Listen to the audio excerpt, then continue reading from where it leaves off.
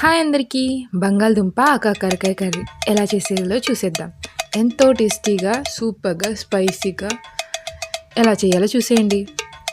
నా ఛానల్ని లైక్ చేసి సబ్స్క్రైబ్ చేయడం మాత్రం మర్చిపోకండి. పక్కనున్న గంట సింబల్ కొట్టుకుంటే నా నోటిఫికేషన్స్ అన్నీ వస్తాయి.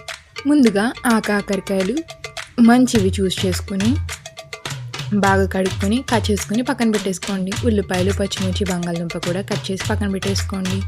ఉల్లిపాయలు బాగా ఫ్రై చేయండి. ఇందులో ఉప్పు కూడా వేసి బాగా ఫ్రై చేయండి. సాఫ్ట్గా అయితే కుక్ అవ్వాలి. కుక్ అయిన తర్వాత మనం కట్ చేసి పెట్టుకున్న ఆ కాకరకాయ, బంగాళదుంప, టమాటా, పచ్చిమిర్చి యాడ్ చేసుకొని నూనెలో పచ్చివాసన పోయిన దాకా బాగా ఫ్రై చేసేయండి.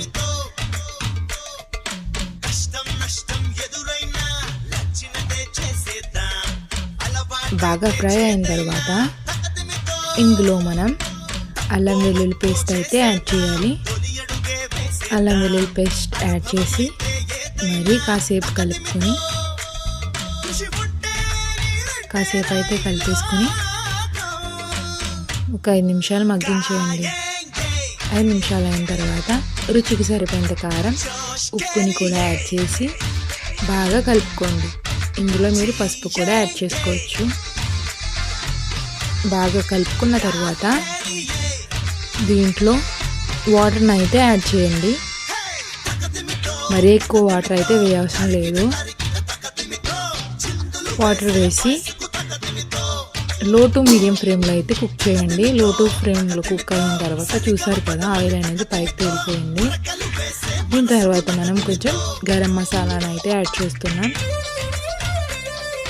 గరం మసాలా యాడ్ చేశాక మళ్ళీ ఒకసారి కలిపేసుకొని మళ్ళీ 5 నిమిషాలు అయితే మూత పెట్టి ఉంచేయండి.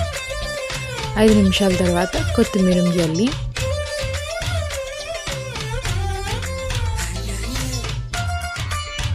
ఇంకోసారి కలిపేసుకుంటే టేస్టీ కర్రీ అయితే రెడీ అయిపోతుంది. లాస్ట్లో ఉప్పు అయితే చూసుకోండి, మీకు రుచి తగ్గట్టు వేసుకోండి. సర్వింగ్ బౌల్లో తీసుకొని సర్వ్ చేసుకుంటే ఎంతో టేస్టీ అయిన బంగాళదుంప కాకరకాయ అయితే రెడీ అయిపోయింది. ఇలాంటి వీడియోస్ కావాలంటే, ఇలాంటి కుకింగ్ వీడియోస్ కావాలంటే లైక్ చేసి సబ్స్క్రైబ్ చేయడం అయితే మర్చిపోవద్దు. And comment